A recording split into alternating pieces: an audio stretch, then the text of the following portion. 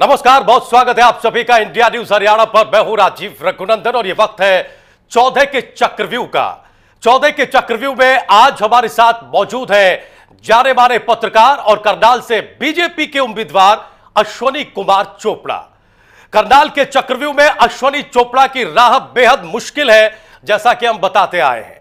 उनके लिए करनाल एक नई जगह है, लेकिन उनके चुनाव के सारथी नरेंद्र मोदी हैं और चौदह के चक्रव्यूह में नरेंद्र मोदी की लहर को अश्वनी कुमार चोपड़ा अपना सबसे बड़ा ब्रह्मास्त्र मानते हैं।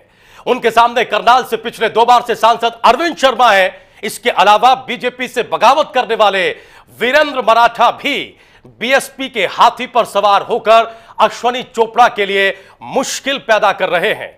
वहीं आम आदमी पार्टी के परमजीत सिंह और इंडियन नेशनल लोकदल से जसविंदर संधू भी करनाल में अपनी ताल ठोक रहे हैं। ऐसे में करनाल के मैदान में बीजेपी उम्मीदवार अश्वनी चोपड़ा के लिए चुनौतियां बहुत हैं। लेकिन अश्वनी चोपड़ा दिल्ली में पंजाब केसरी के संपादक हैं और देश के जाने माने पत्रकार माने जाते हैं। उनकी राष्ट्रवादी सोच और धारदार संपादकीय पाठकों को लुभाते रहे हैं। लेकिन करनाल लोकसभा सीट पर खुद अश्वनी कुमार मतदाताओं को कैसे लुभाते हैं, यह देखने वाली बात होगी। यह भी देखना दिलचस्प होगा कि अश्वनी कुमार चोपड़ा करनाल के चुनावी चक्रव्यूह को कैसे तोड़ पाते हैं। बहुत स्वागत है अश्वनी चोपड़ा साहब इंडिया न्यूज हरियाणा पर। सवालों के चक्रव्यूह, चौदह के चक्रव्यूह में आज जो हमारा रिश्ता है सर आपसे, यूं तो आप बहुत सम्मानित पत्रकारिता के पेशे से आते हैं और हमारा और आपका जो रिश्ता है वो द्रोणाचार्य और अर्जुन की तरह आज खड़ा हुआ है।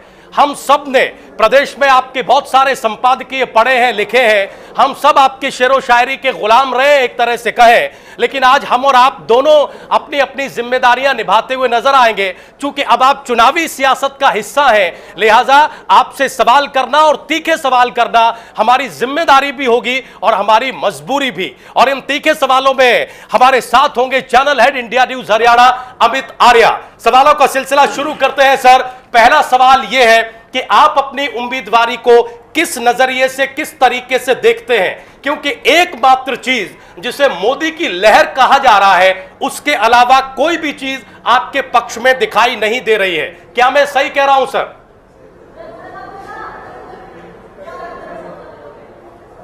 ऐसी बात नहीं है। जब से हरियाणा बना है, उसके बाद जब से मैं दिल्ली में आया हूं और हरियाणा जब पंजाब और हिमाचल तीनों प्रदेश इकट्ठे हुआ करते थे, तब एक पंजाब होता था जी। और मेरे दादाजी और मेरे पिताजी और मैं बचपन में भी हम हरियाणा की धरती पर बहुत हम आते थे। और हमारा अखबार जो था उस समय, आज से 10 साल पहले, सिर्फ एकमात्र ऐसा अखबार था पंजाब केसरी, जो कि पूरे नॉर्थ इंडिया में अकेला ही था और खास तौर पर हरियाणा में इसकी सबसे ज्यादा सर्कुलेशन थी। इसलिए मैं ये समझता हूँ कि करनाल, जो कि एक बहुत ही महत्वपूर्ण शहर है हरियाणा का, यहाँ पर पंजाब केसरी की साख, और जैसा कि आपने खुद कहा कि निष्पक्ष पत्रकारिता करने वाले व्यक्ति को मैं ये समझता हूँ कि यहाँ की जनता अपने हाथों पर लेगी। और जैसा कि आपने कहा कि मोदी की लहर का फायदा मैं उठाऊंगा, ऐसी बात भी नहीं है। क्योंकि मैं ये समझता हूँ कि इस समय जरूरत है कि पिछले 10 साल जिस तरह से कांग्रेस पार्टी ने इस देश के अंदर स्कैंडल ही स्कैंडल और इतनी गलतियां की हैं कि उसका एंटी कमंसी फैक्टर भी हरियाणा में है बाकी देश की तरह। तो इसलिए इस समय मोदी जी के लहर और कांग्रेस के विरुद्ध जो एंटी कमंसी फैक्टर है, उस दोनों को मिलाकर के मैं ये समझता हूं कि मुझे जीत में कुछ ज्यादा मुश्किल नहीं होगी। चोपड़ा जी, मैं पूछना चाहता हूं कि इतनी बढ़िया जिंदगी, एक सम्मानित पत्रकार, आपका पारिवारिक जो परिवेश रहा है, शहीदों के परिवार से आप आते हैं, ऐसा कहा जाता है, सम्मानित परिवार है आपका, ये राजनीति में आने का शौक कहां से हो गया आपको?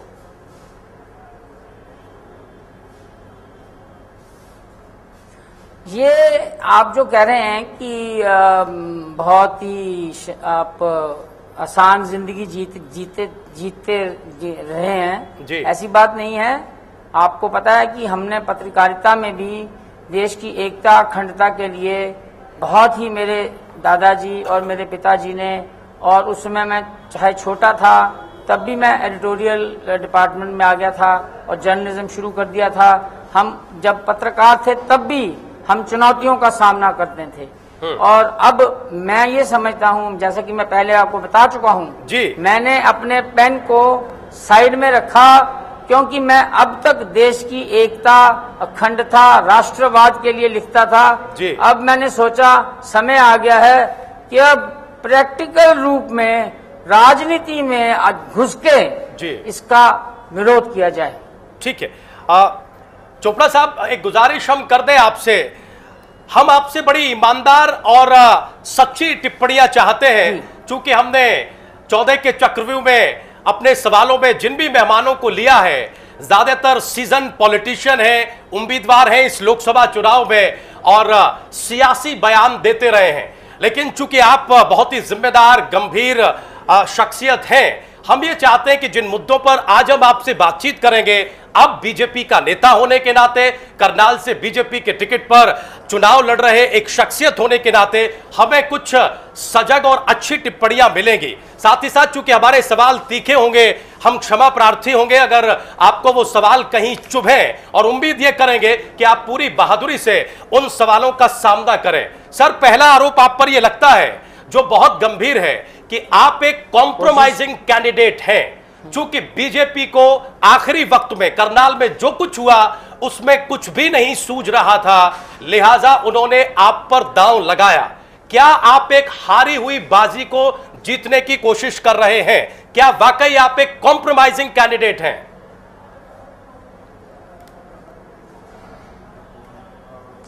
मुझे तो ऐसा नहीं लगता। मुझे तो ऐसा लगता है कि जब जिस तरह के बात आप मेरे से पूछ रहे हैं, करनाल के अंदर जो बहुत देर से कशमकश चल रही थी कि कौन यहाँ पर उम्मीदवार बनाया जाए, तो उस समय भी मेरा नाम चल रहा था, और अंत में जब फैसला नहीं किसी के नाम पर हो सका तो उन्होंने मुझे टिकट दी, और मैं मुझे ये बताया गया कि तुम्हें ये टिकट दी जा रही है, और मुझे सिर्फ 3 दिन मिले। 3 दिन पहले ये बताया गया और रात के 12 बजे मुझे बताया गया, और मैंने इस चुनौती को स्वीकार किया है, और मैं इस चुनौती को स्वीकार करने के बाद इस खेल में, राजनीति के खेल में दुनिया को ये दिखाना चाहता हूं कि अगर मैं एक अच्छा निष्पक्ष पत्रकार बन सकता हूं तो एक अच्छा निष्पक्ष पत्रकार एक अच्छा राजनीतिज्ञ भी हो सकता है। चोपड़ा जी, आपकी राह आसान नहीं है ऐसा सब लोग कह रहे हैं, वो देखने को भी मिलता है। 2-3 दिन की अगर पिछली घटना चक्र को देखें अगर, तो सही मायना यह है कि समय आपके पास बहुत कम है, चुनौतियां बहुत ज्यादा हैं। आपके अपने ही परिवार के अंदर, जिसको हम बीजेपी कहेंगे, उसमें आपको विरोध झेलना पड़ रहा है। उस पहले तो आपको उस विरोध को शांत करना होगा कि आप एक पैराशूट कैंडिडेट नहीं हैं। ऐसा आरोप विपक्षी भी लगाते हैं और बीजेपी के अंदर भी लोग लगा रहे हैं। क्या इससे आप किस प्रकार सामना करेंगे?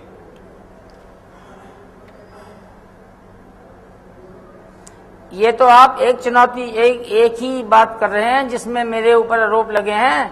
मेरे ऊपर तो बहुत ज्यादा आरोप लगे हैं, इससे भी ज्यादा आरोप लगे हैं, जो कि आप मुझे लगता है आगे जाके मुझसे पूछेंगे, लेकिन मैं इनसे घबराने वाला नहीं हूँ। जनाब, इफ्तिदाए इश्क है, रोता है क्या?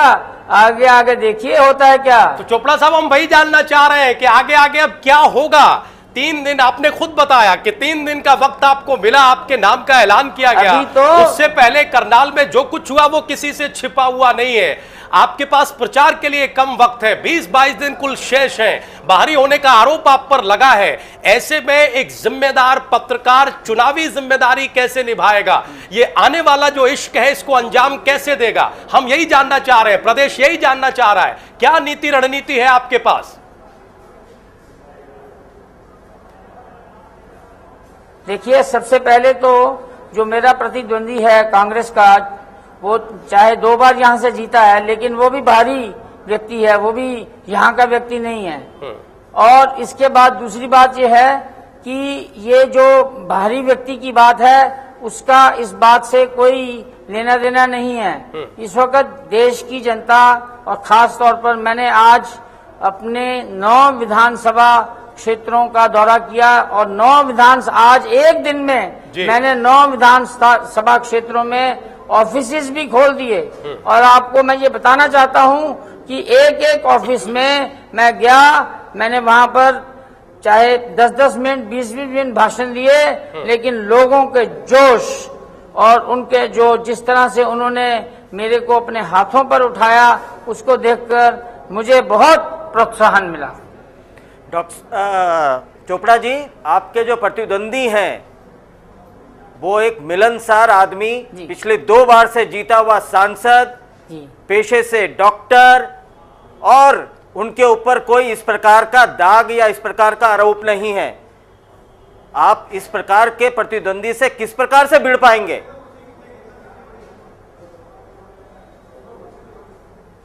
नहीं, तो इसका मतलब यह है कि अगर उनके ऊपर कोई दोष नहीं है तो क्या मेरे ऊपर कोई ऐसा दोष है जिसको कि मेरा प्रतिद्वंदी जो है उसका फायदा उठा करके और वो चुनाव जीत जाएगा? मैं तो ये समझता हूं कि यहाँ की जनता को एक ऐसा व्यक्ति मिलने जा रहा है अगर मैं जीतता हूँ जो कि उनकी समस्याओं का समाधान अपने एक राजनीतिक और एक पत्रकार होने के नाते दोनों को मिला करके उनकी समस्याओं का समाधान आसानी से करेगा। चलिए ठीक है। अश्विनी जी, ये बताइए कि 2-3 दिन हो गए अब आपको घूमते हुए, आपको अपने क्षेत्र में लोगों से मिलते हुए, ऐसी कौन सी समस्याएं नजर आई आपको कि करनाल के अंदर करनाल की जनता इन 3 या 4 समस्याओं से ज्यादा जूझ रही है?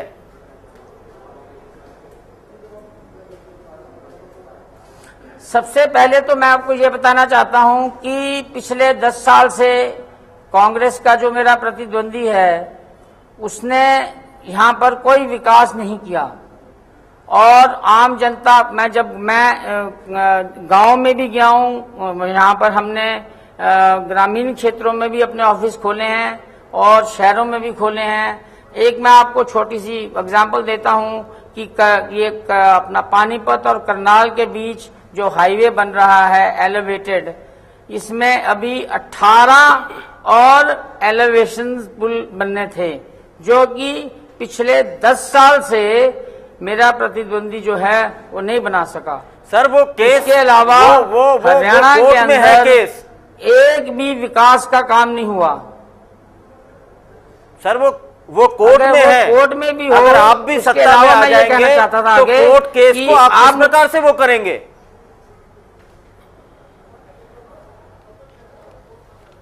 नहीं, मैं मानता हूं कि कोर्ट में है, लेकिन जो इस इलाके का सांसद होगा उसको कोशिश तो करनी चाहिए कि जो पार्टियां आपस में लड़ रही हैं, अगर वो जो कंट्रैक्टर है जिसने की झगड़ा किया और कोर्ट चला गया, उसके बदले में या कोर्ट में अच्छे ढंग से उसको पेश किया जाए, अच्छे वकीलों को रखा जाए।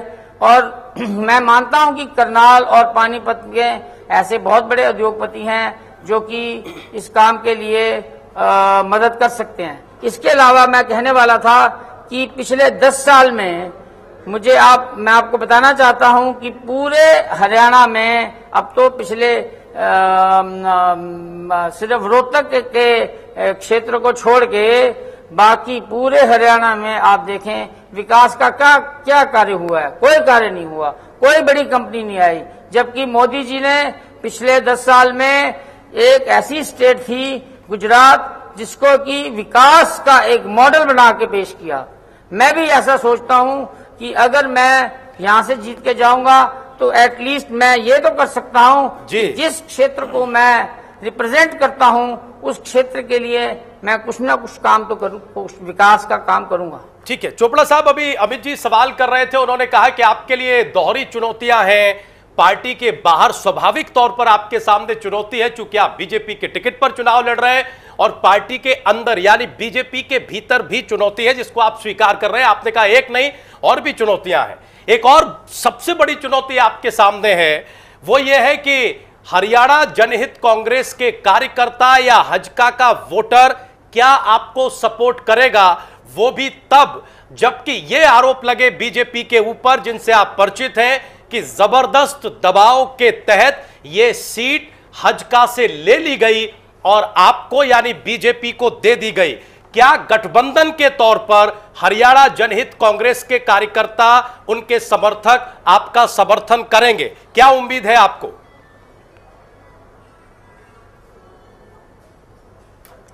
देखिए, सबसे पहले मैं आपको ये बताना चाहता हूं कि कुलदीप, जो कि जनहित पार्टी के अध्यक्ष हैं, वो मेरे बहुत पुराने दोस्त हैं और मेरे साथ उनका बहुत प्रेम है जी। और आज से जब उनके, लेकिन सर हमारे पास जो खबरें हैं उनके मुताबिक वो आपके बहुत अच्छे दोस्त हैं, लेकिन इस वक्त बहुत आहत हैं। वो आपके बहुत अच्छे मित्र हैं, लेकिन बहुत आहत हैं, बहुत परेशान हैं। और हजका के भीतर जो आम कार्यकर्ता है वो इस घटना से बहुत मायूस है कि आपने दबाव के तहत करनाल की सीट उनके हाथ से छीन ली। चंद्रमोहन बिश्नोई को मीडिया के सामने जाकर एक ऐसा बयान देना पड़ा जिस पर पार्टी खड़ी नहीं रह पाई।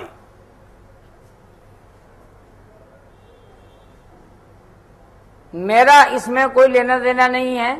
ये तो जब उन्होंने अपने भाई चंद्रमोहन को यहां पर टिकट दिलाई, तो यहाँ की जो इकाई थी बीजेपी की और केंद्र में भी जो बीजेपी के प्रमुख नेता थे जी, उनको ये स्वीकार्य नहीं था। उस समय मैं पिक्चर में नहीं था, लेकिन उसके बाद की गतिविधियां जो हुई, मैं आपको ये बताना चाहता हूं कि जब ये कंट्रोवर्सी चल रही थी उस समय भी कुलदीप ने मुझे फोन करके ये कहा, क्योंकि वो मेरा दोस्त है, उसने कहा आपको ये चुनाव मैं चाहता हूं कि जनहित और बीजेपी के गठबंधन की जो पार्टी है दोनों की, वो करनाल से आप चुनाव लड़ें। और ये बात आप कुलदीप से भी पूछ सकते हैं। और मैंने उसको ये कहा कि मैंने अभी अपना नहीं, चोपड़ा जी आप ये कह रहे हैं, चोपड़ा जी आप ये कह रहे हैं, चोपड़ा जी आप ये कह रहे हैं कि जब ये पूरा घटनाक्रम हो रहा था, चोपड़ा जी आप ये कह रहे हैं कि जब ये पूरा घटनाक्रम हो रहा था तब कुलदीप बिश्नोई ने आपको खुद फोन किया था और ये इच्छा जाहिर की थी कि आप करनाल से चुनाव लड़ें। यही सही बात मैं सुन रहा हूं सर? जी वो क्योंकि उनके ऊपर दबाव था अपने भाई को हटाने का। चोपड़ा साहब अगर ऐसा था, दोस्त थे, तो उन्होंने चोपड़ा साहब अगर ऐसा था, मेरे भाई को हटाया जाता है तो उसकी जगह। बिल्कुल सही कह रहे हैं आप। अगर ऐसा था तो फिर चंद्रमोहन बिश्नोई के उस बयान को, जिसमें वो ये कहते हैं मीडिया के सामने कि मेरे स्वर्गीय पिता की ये इच्छा है कि इस सीट से एक ब्राह्मण कैंडिडेट चुनाव लड़े, इसे आप किस तरह से देखते हैं? चंद्रमोहन बिश्नोई जो नंबर 2 की हैसियत पे हैं हरियाणा जनहित कांग्रेस में, बड़े भाई हैं कुलदीप बिश्नोई के। कुलदीप बिश्नोई जो आपके बहुत अच्छे मित्र हैं, लेकिन हरियाणा जनहित कांग्रेस के सुप्रीमो हैं, उसके अध्यक्ष हैं। ये दो बयान जब आप आपस में मिलाते हैं एक पत्रकार होने के नाते, तो क्या समझ पाते हैं, क्या निकलकर सामने आता है?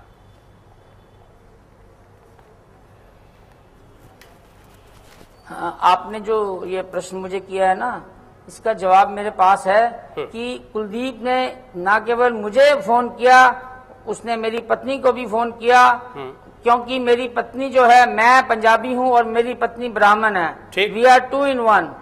और कुलदीप ने ये कहा कि अश्विनी जी और भाभी जी, अगर आप दोनों, अगर अश्विनी जी यहाँ से चुनाव लड़ते हैं, तब तो स्वाभाविक तौर पर पंजाबी, स्वाभाविक तौर पर आपकी पत्नी को चुनाव मैदान में होना चाहिए था। चोपड़ा साहब, तब तो स्वाभाविक तौर पर आपकी पत्नी को चुनाव मैदान में होना चाहिए था। एक तीर से दो शिकार हो जाते।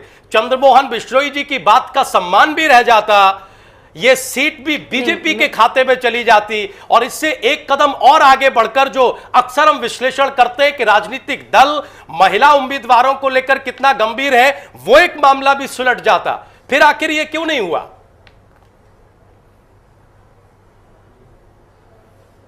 मेरी जो पत्नी है, आपको शायद पता नहीं है कि वो दिल्ली में उसके बहुत ही सामाजिक कार्य करती है वो, और उसके कम से कम 4 से 5 NGO हैं, और इतने बड़े बड़े NGO हैं जिसमें कि वो उसमें रुचि लेती है, और उसको पॉलिटिक्स में इतनी रुचि नहीं है।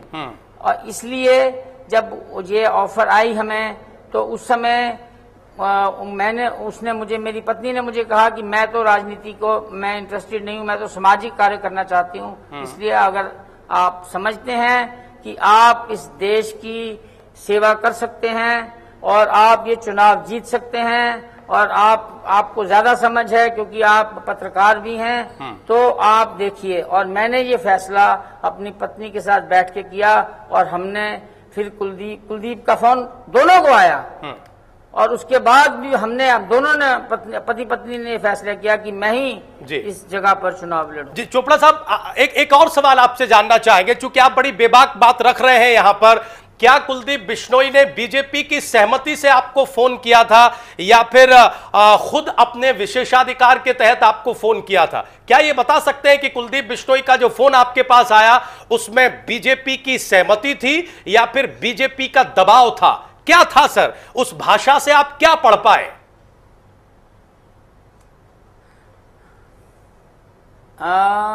मैं इस बारे में श्योर नहीं हूं, ना ही मैं ये समझता हूं कि उसने बीजेपी को कंसल्ट करके ये फोन किया हो। ये उसका प्यार था, ये उसकी अफेक्शन थी जी, जो कि वो चाहता था कि अगर मेरे भाई को नहीं मिली टिकट तो कम से कम अश्विनी, जिसको कि मुझे वो हमेशा बड़ा भाई साहब कहता है, तो लेकिन चोपड़ा साहब तब तो एक सवाल और खड़ा होता है, फिर तो आपको हरियाणा जनहित कांग्रेस के कोटे से उम्मीदवार होना चाहिए था, फिर आप बीजेपी के कोटे से।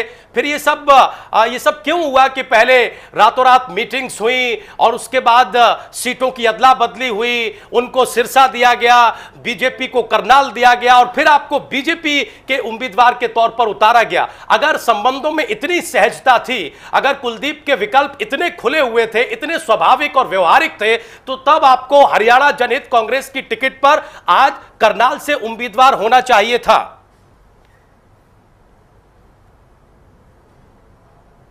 मैं आपको ये बताना चाहता हूं कि ये बात जो मैं आपको बता रहा हूं कुलदीप की फोन की, ये उस वक्त की है, आज से 1 महीना पहले जब ये कंट्रोवर्सी हुई थी।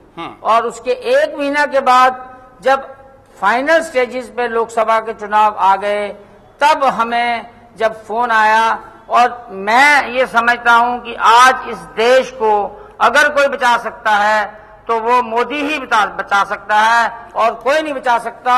और जिस तरह से कांग्रेस ने इस देश का बेड़ा गर्क किया है, उसको ठीक करने के लिए सिर्फ मोदी ही एक ऐसा व्यक्ति है। चोपड़ा जी, हम नरेंद्र मोदी के मुद्दे पर भी, और इस देश की सुरक्षा, क्योंकि आप वरिष्ठ और सजग पत्रकार हैं, एक जिम्मेदार पत्रकार हैं।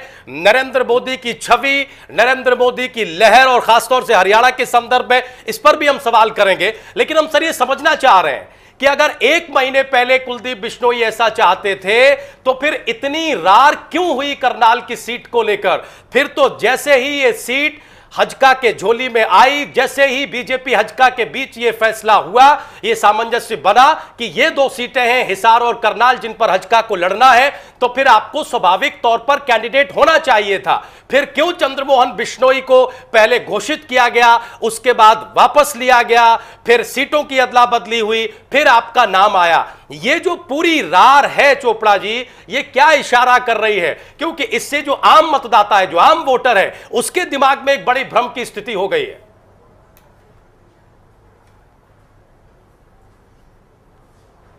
ये इस बात का इशारा कर रही है कि अश्विनी कुमार ये एक ऐसा कैंडिडेट है जो अब करनाल में बीजेपी को जिता सकता है। और दूसरी बात मैं आपको बता दूं, बीजेपी आपको ये पता नहीं किसने ये बात कही है, आज भी मुझे कुछ 2 दिन पहले भी कुलदीप का फोन आया, और उसने मुझे नॉमिनेशन करने से पहले मुझे कांग्रेचुलेशन कहा, और उसके बाद मैंने उसको कहा, मैंने कहा तुम्हारे व्यक्ति मुझे पता चला है लोगों को यहाँ पर अफवाह, जैसे आप बात कर रहे हैं, यहाँ पर भी अफवाह थी। उसने कहा भाई साहब आपको मेरी तरफ से कोई शिकायत नहीं आएगी, और मैं आपको बता सकता हूँ कि जब मैं नॉमिनेशन भरने गया, मेरे साथ जनहित पार्टी के बहुत से लोग, ना केवल यहाँ से, चोपड़ा साहब आपको नहीं लगता ये सियासत है? विभिन्न स्थानों से आए। चोपड़ा साहब आपको नहीं लगता ये सियासत है? चुनावी सियासत का आप पहला तजुर्बा कर रहे हैं, लेकिन सियासत कैसे चलती है इसे आप खूब जानते हैं। वो कतई आपसे छिपी हुई नहीं है। व्यक्तिगत फोन आना और कुलदीप बिश्नोई आपके नामांकन में मौजूद रहे, दोनों का बड़ा अलग अलग मैसेज है। इस चुनावी सियासत में जो मित्रता आप बता रहे हैं उसके मुताबिक, और जिस मजबूत गठबंधन की बातें की जाती हैं हरियाणा में हज का बीजेपी की, उसके मुताबिक कुलदीप बिश्नोई को as a leader, as a हज का प्रेसिडेंट खुद आपके नॉमिनेशन में शामिल होना चाहिए था। क्या आपको नहीं लगता कि सिर्फ फोन से काम नहीं चलता, उनकी मौजूदगी बहुत जरूरी थी विरोधियों के, विपक्षियों के मुंह पर ताले लगाने के लिए, लेकिन ऐसा नहीं हो पाया?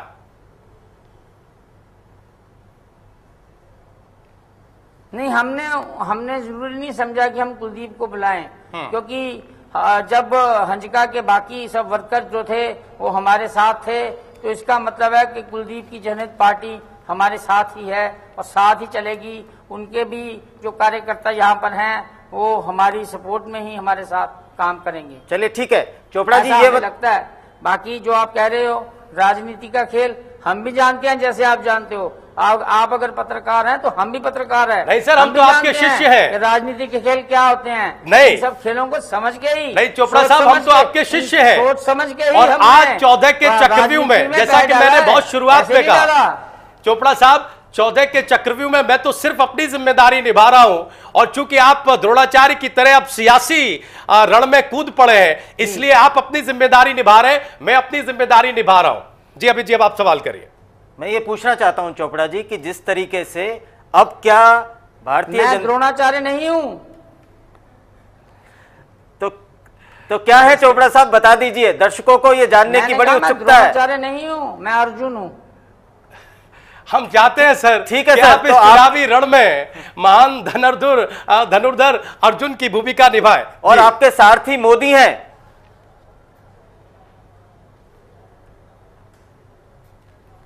मेरे साथी तो मोदी ही होंगे, उनके अलावा कौन हो सकता है?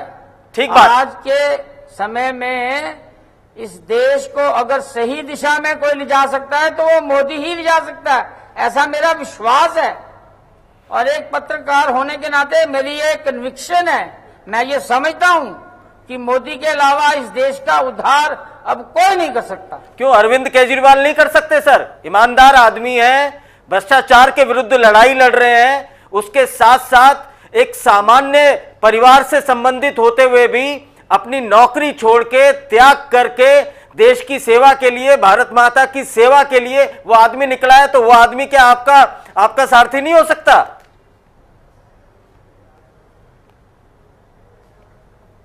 मैं कदाचित उस व्यक्ति को अपना साथी नहीं बनाऊंगा, क्योंकि ये आप जो है ना और ये केजरीवाल जो है ना, ये सब नौटंकी है, और ये नौटंकी इस चुनाव में अपने आप खत्म हो जाएगी, आप देखेंगे। इसी प्रकार से दिल्ली में भी बोलते थे सर, आप और हम सब लोग 5 या 6 सीटें देते थे आम आदमी पार्टी को, लेकिन उन्हें मिली 28। ये स्थिति देश भर में तो नहीं होगी कहीं? लेकिन ऐसा, यही मैं आपको कहने लगा था कि दिल्ली में तो एक ऐसी परिस्थिति थी कि उन्होंने हर व्यक्ति को इस्तेमाल किया। उन्होंने शुरू से लेके आखिर तक लोगों को इस्तेमाल किया और अपनी एक छवि ऐसी बना दी लोगों के समक्ष कि उन जैसा ईमानदार और इस दिल्ली के एडमिनिस्ट्रेशन को चलाने के लिए ऐसा मुख्यमंत्री तो हो ही नहीं सकता। दूसरी बात कि शीला दीक्षित जी की कांग्रेस जो थी, उसका भी एंटी कमंसी फैक्टर था, उस फैक्टर का फायदा उन्होंने भी उठाया। और मैं समझता हूं कि बीजेपी ने भी कम सीटें नहीं ली, थोड़ी सीटों का ही फर्क रहा। अगर 2-4 सीटें बीजेपी को और मिल जाती तो आपको बैठना पड़ता, और फिर आपकी जब सरकार को उसने अपने बच्चों की कसम खाई थी कि मैं किसी का कांग्रेस का समर्थन नहीं लूंगा, और उसके बाद उसने कांग्रेस का समर्थन लिया। ऐसे व्यक्ति के ऊपर तो विश्वास ही नहीं किया जा सकता। चोपड़ा साहब, एक सवाल ये जरूर जानना चाहते हैं आपसे, चूंकि प्रदेश की जनता भी ये जानना चाहती है और पिछले 10-15 दिन से ये मामला अखबारों की खूब सुर्खियां बटोर रहा है। बीजेपी उम्मीदवार होने के नाते और साथ ही साथ एक जिम्मेदार पत्रकार होने के नाते, क्या आपको ये लगता है कि हरियाणा में बीजेपी ने टिकटों का बंटवारा सही किया है? एक राष्ट्रीय दल को, एक ऐसी पार्टी को जिसके पक्ष में लहर चलने का दावा किया जा रहा हो, वो क्या इस तरह से टिकटों का बंटवारा करती है?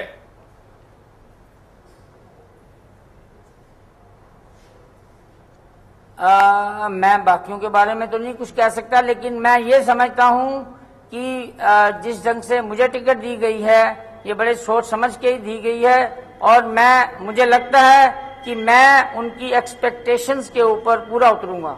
हम सर आपसे बाकी लोगों पर भी टिप्पणी की उम्मीद कर रहे हैं, क्योंकि हम बार बार ये खुद को भी बता रहे हैं और प्रदेश के लोगों को भी, और शायद बताने की आवश्यकता भी नहीं है कि आप एक सजग और जिम्मेदार पत्रकार हैं। आपकी लेखनी की धार, आपकी आलोचनाएं हमने देखी हैं, और आज ये लेखनी हिचकेगी नहीं अपनी आलोचना करने में भी। आज जिस पार्टी से आप उम्मीदवार हैं, क्या उस पार्टी ने भिवानी महेंद्रगढ़ में, क्या उस पार्टी ने कुरुक्षेत्र में, क्या उस पार्टी ने सोनीपत में सही टिकटें बांटी हैं?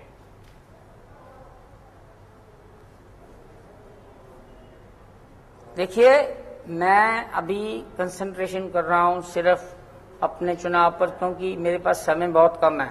इसलिए मैं बाकियों के बारे में, उनकी सिलेक्शन के बारे में, उनकी परफॉर्मेंस के बारे में सच में कहूं तो अभी मैं कुछ नहीं कह सकता। तो चोपड़ा साहब, मैं आपसे पूछना चाहता हूं कि आप इस चुनावी समर में, और मैं झूठ आपको जी, मैं ये आपसे पूछना चाहता हूं कि आपके मुख्य मुद्दे क्या होंगे इस चुनाव में? करनाल की जनता को आप किस बात से प्रभावित करेंगे कि अगर आप अश्विनी चोपड़ा को चुनते हैं तो उनकी जिंदगी में यह फर्क आएगा जो डॉक्टर अरविंद शर्मा फर्क नहीं ला सके?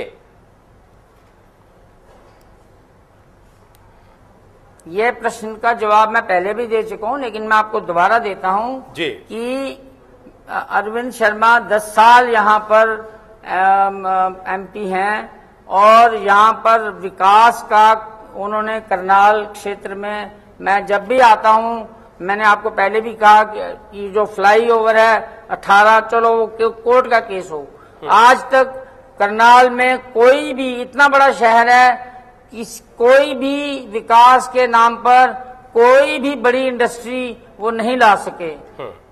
और ये बिल्कुल केंद्र, हरियाणा के केंद्र में है, लेकिन सब उनकी प्रॉब्लम भी हो सकती है ये कि उनकी मुख्यमंत्री से ना बनती हो, तो इसलिए हो सकता है कि सारा पैसा जो है वो रोहतक में लग रहा है और करनाल के क्षेत्र को इग्नोर किया गया हो। लेकिन इसके बावजूद भी 10 साल में मुझे आप बताइए उन्होंने क्या विकास का काम किया है? चलिए आपसे पूछते हैं चोपड़ा जी, ये बताइए कि आपका मुख्य कॉम्पिटिटर कौन है, कांग्रेस या इंडियन नेशनल लोकदल?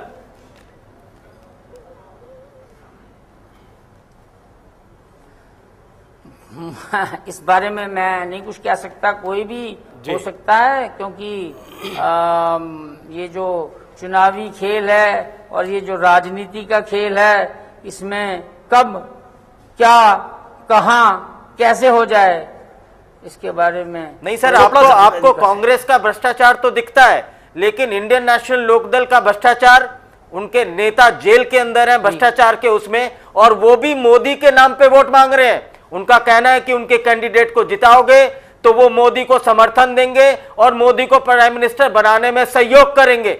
आपका भी सेम एजेंडा है, तो कहीं आपके वोट तो नहीं बटेंगे?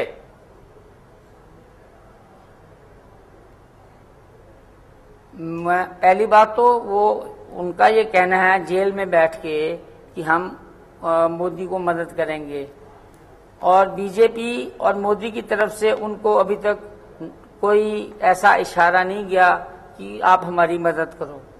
वो अपनी झेम को मिटाने के लिए और वो हंजका और बीजेपी के बीच दरार डालने के लिए ऐसे बयानबाजी करते हैं। ठीक है, मैं ये समझता हूं कि लोक दल जो है इन लोगों का कभी भी, भारतीय जनता पार्टी जब तक ये चौटाला परिवार जो है जेल में है, कभी भी समझौता नहीं हो सकता। और अगर जेल से बाहर आ जाएंगे सर तो समझौता हो जाएगा, भले ही आरोप चाहे कितने ही गंभीर रहे। मुझे नहीं लगता तब भी होगा। मैं आपको याद कराना चाहता हूं, पिछले चुनाव में आडवाणी जी जब थे अध्यक्ष थे, उन्होंने एक बार अंत में रेवाड़ी के अंदर एक अपने भाषण में ये कहा था लोगों को कि तुम चाहे कांग्रेस को वोट डाल दो, इस चौटाला की लोकदल को वोट मत डालना। ठीक है सर, लेकिन हम आपको यह भी याद दिला दें कि गठबंधन नहीं हो पाया, ये आज की सच्चाई है। रवैया रहा है इनके प्रति चोपड़ा सर, गठबंधन नहीं हो पाया, ये आज की सच्चाई है, लेकिन दोनों तरफ से काफी कोशिशें की गई, ये भी एक सच है। हम एक अगले सवाल की तरफ बढ़ते हैं। हम ये जानना चाहते हैं सर कि आप जाट गैर जाट की सियासत में आप एक जी जाट गैर जाट की सियासत में आप कहां खड़े हैं? क्योंकि आपके ऊपर एक और आरोप लगता है कि आप पंजाबी नेता हैं, आप पंजाबी समुदाय का प्रतिनिधित्व करते रहे हैं और कर सकते हैं। पिछले दिनों रोहतक में एक पंजाबी सम्मेलन में आप देखे भी गए। जाट गैर जाट के मुद्दे पर अश्वनी चोपड़ा क्या सोचते हैं अब इस सियासी चक्रव्यूह में?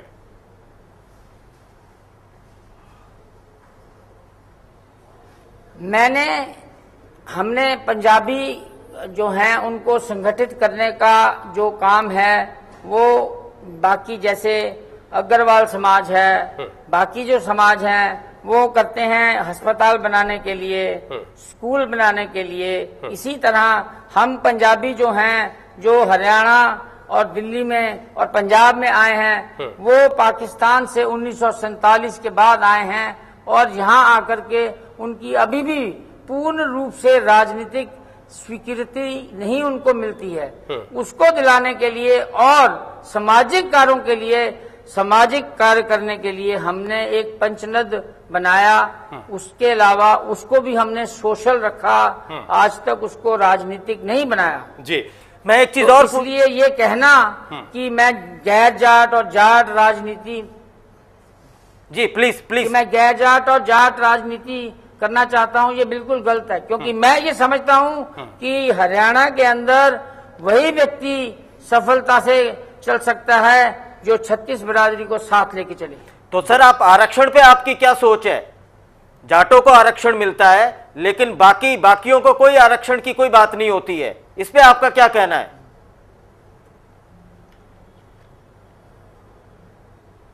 ये तो बड़ी सीधी बात है ना, कांग्रेस ने इतने गंदे गंदे काम किए हैं, ये तो बड़ा छोटा सा काम है कि जाटों को जीतने के लिए उनको आरक्षण दे दिया। अब इसके बारे में चोपड़ा सर, आप जाटों को आरक्षण का समर्थन करते हैं या नहीं करते हैं? वो तो देखिए, मैं आर्थिक रूप से आरक्षण को मानता हूं कि जो आरक्षण है वो सिर्फ इसी बात पर नहीं देना चाहिए कि ये जो आरक्षण दिए जा रहे हैं, आरक्षण का समर्थन नहीं करते सर? जाटों की बात नहीं मैं कर रहा। चोपड़ा सर, आप जाट आरक्षण का समर्थन नहीं करते हैं, इसका मतलब? मैं इसमें समर्थन की बात नहीं है, मैं तो आपको कह रहा हूं ना, ये तो कांग्रेस का खेल है। उनको जाटों की जरूरत है तो उन्होंने जाटों को, उनको असल में हरियाणा के जाटों की शायद इतनी ना जरूरत हो, उनको पश्चिम यूपी के अंदर कांग्रेस को लगता है कि कहीं बीजेपी, सर हर राजनीतिक दल यही करता है, इसलिए उन्होंने, हर राजनीतिक दल यही करता है। क्योंकि अब आप बीजेपी के नेता हैं, बीजेपी के उम्मीदवार हैं, हम आपकी और आपकी पार्टी की राय जानना चाहते हैं, प्रदेश और करनाल कॉन्स्टिट्यूएंसी के लोग जानना चाहते हैं। आप हमें बताइए सर कि आप जाट आरक्षण के साथ खड़े हैं या उसकी मुखालफत करते हैं? अश्वनी चोपड़ा का बीजेपी नेता होने के नाते जाट आरक्षण पर क्या स्टैंड है सर? आप जो मेरे से प्रश्न पूछ रहे हैं ना, नहीं, मैं इस बारे में आपको फिर बता रहा हूं, आप इस तरह से मेरे से मत पूछिए। मैं ये कह रहा हूं कि ये आरक्षण तो अब पंजाबी भी मांगेंगे, कल को ब्राह्मण भी मांगेंगे और सभी जातियां मांगेंगी। अब किस चीज को आप आरक्षण देंगे? ये तो कांग्रेस की चाल है। सर, इस सवाल से आप बचते नजर आ रहे हैं? नहीं, मैं बचने की बात है नहीं, मैं इस बारे में कमेंट करना ही नहीं चाहता। ठीक है सर, एक और सवाल जो थोड़ा चुभ सकता है आपको और जो बिल्कुल सच्चाई के करीब है, जो शायद करनाल की हकीकत है। हमारे पुख्ता सूत्रों से हमें यह जानकारी मिली, जिस बात का जवाब आप बहुत शुरुआत में नहीं देना चाह रहे थे, कि जब करनाल सीट की अदला बदली हुई और जब कैंडिडेट्स को लेकर झगड़ा चरम पर था, तब कुलदीप बिश्नोई खुद ये चाहते थे कि हजका और बीजेपी का गठबंधन टूट जाए। यहां तक खबर मिली कि कुलदीप बिश्नोई की आंखों में आंसू आ गए। जो भी स्थिति परिस्थिति बनी, हजका के कार्यकर्ता ये कहते हैं कि वो कतई आपका समर्थन नहीं करेंगे। बीजेपी के कार्यकर्ताओं का भी एक धड़ा ये कहता है कि वो आपका समर्थन नहीं करेगा, क्योंकि आप उनकी स्वाभाविक चॉइस नहीं है, आपको उन पर थोपा गया है। ये जो चुनौती है, ये जो सच्चाई है, इसका सामना आप कैसे करेंगे चोपड़ा सर?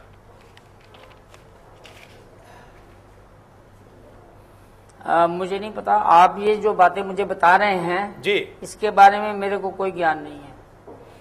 नहीं, ये चुनौती तो है सर आपके सामने, आपको मैं ज्ञान तो न हो, लेकिन आने वाले दिनों में इस चुनौती का अपना सामना आपको इस चुनावी रणक्षेत्र में करना है। हाँ तो करेंगे ना, कैसे? समय आने पे करेंगे, पूरा करेंगे। कैसे अभी सर, तो कैसे? दूसरा दिन है, अभी 10 दिन और पड़े हैं। अभी तो हमें यहाँ पर आए 2 दिन तो हुए हैं। अब नॉमिनेशन के बाद आज हम बाहर निकले हैं और हमने 9 अपने दफ्तर चोपड़ा बनाए साहब, तब आप ये मानते हैं कि आप बाहरी हैं? आने वाले दिनों में आपने कहा कि आपको आए हुए 2 दिन हुए। पोलिंग नहीं होती। चोपड़ा साहब, आपने ये कहा कि आपको आए हुए 2 दिन हुए हैं। क्या आप ये मान चुके हैं कि हाँ, मैं बाहरी उम्मीदवार हूं, मैं कोशिश करूंगा, चुनौतियों का सामना करूंगा, लेकिन मैं बाहरी हूं?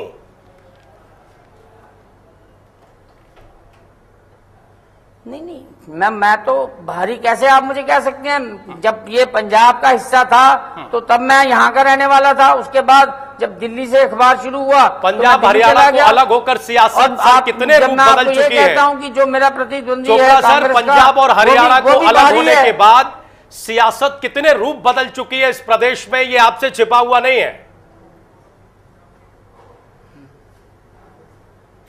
तो मैं आपको ये कह रहा हूं ना कि मेरा जो सबसे बड़ा प्रतिद्वंदी है कांग्रेस का, वो भी तो बाहरी दिया है, वो भी तो दिल्ली से आया है।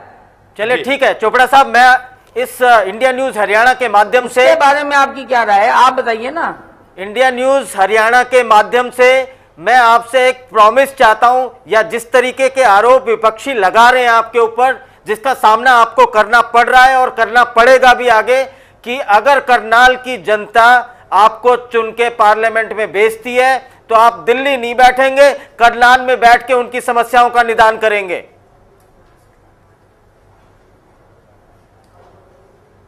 बिल्कुल, मैं दिल्ली भी बैठूंगा और मैं अभी मैंने यहाँ अनाउंस किया कि मैं एक घर किराए पे लूंगा, यहाँ मैं खरीदूंगा एक करनाल में और एक मैं खरीदूंगा पानीपत में, और मैं हफ्ते में 2 दिन यहाँ बैठूंगा पानीपत और 2 दिन करनाल। जी, तो चोपड़ा साहब, आप पूरी तरह से कॉन्फिडेंट हैं? का सबसे बड़ा फायदा ये होगा कि मैं यहाँ की समस्याओं को। चोपड़ा साहब, आप पूरी तरह से कॉन्फिडेंट हैं कि ये चुनावी रणक्षेत्र आप पार उतरेंगे, इसमें जीत आपके खाते में जाएगी?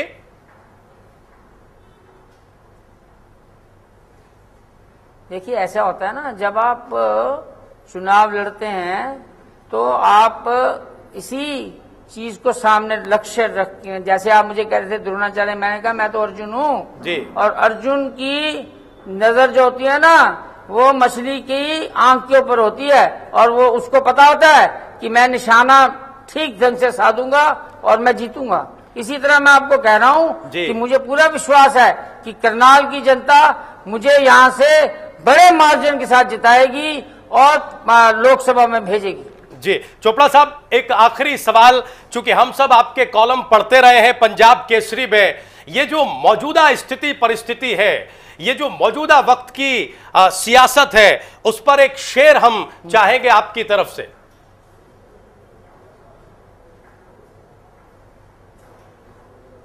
भाई, एक तो आपको सुना चुके हैं हम शेर, सर एक और हो जाए। हाँ, कांग्रेस के बारे में मैं सोचता हूं, कांग्रेस की सरकार जो है इस समय, उसके बारे में मैं कह सकता हूं कि बर्बाद गुलिस्तां करने को बस एक ही उल्लू काफी है, हर शाख पे उल्लू बैठा है, अंजाम गुलिस्तां क्या हो। क्या बात है, बहुत शुक्रिया, बहुत बहुत शुक्रिया कांग्रेस पार्टी, बहुत बहुत शुक्रिया चोपड़ा जी। इंडिया न्यूज हरियाणा की तरफ से आपको ढेर सारी शुभकामनाएं, और करनाल की जनता आपको आशीर्वाद देती है या नहीं देती, ये तो आने वाला वक्त बताएगा। आपका बहुत बहुत शुक्रिया इंडिया न्यूज हरियाणा से बातचीत करने के लिए। तो 14 का चक्रव्यूह में आज सवालों के चक्रव्यूह को भेद रहे थे करनाल से हज का बीजेपी के उम्मीदवार अश्वनी चोपड़ा। अब चुनावों के परिणाम क्या रहते हैं ये आने वाले दिनों में हम देखेंगे। करनाल की जनता उन्हें आशीर्वाद देती है या नहीं देती है। 14 का चक्रव्यूह में अभी के लिए बस इतना ही। आगे हम किसी और चुनावी शख्सियत के साथ हाजिर होंगे, लेकिन आप कहीं जाइएगा नहीं। इंडिया न्यूज पर खबरें जारी हैं।